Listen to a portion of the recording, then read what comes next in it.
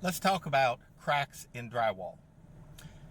Cracks in drywall fall into two categories. Straight lines, which are perpendicular to the floor or horizontal, parallel with the floor, or if they're on the ceiling, they will be perpendicular to a sidewall. This is normally caused by a bad tape joint, and it's pretty easy to tell it's a bad tape joint. Now, the other kind is a diagonal crack, normally stemming from a door facing or a corner of a window. These cracks are indicative of house settling. The bigger the crack, the more settling.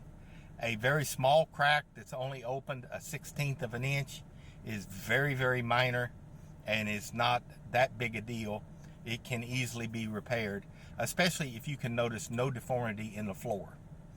The thing about it is the repairs can be done, especially if you're going to repaint. You just do the repair before you paint, and it's done, and it's a good deal. Now, the age of the house has a lot to do with it.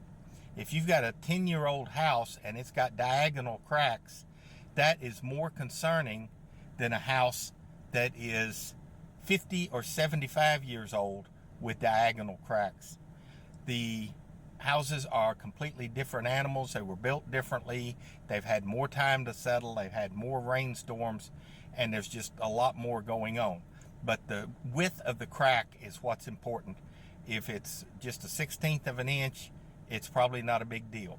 I will say I'm not a structural engineer, and if you see these cracks and they're concerning to you, then you should consult a structural engineer, hire them to come in and evaluate the foundation and the walls to find out if there is any settling going on or if there's new settling going on.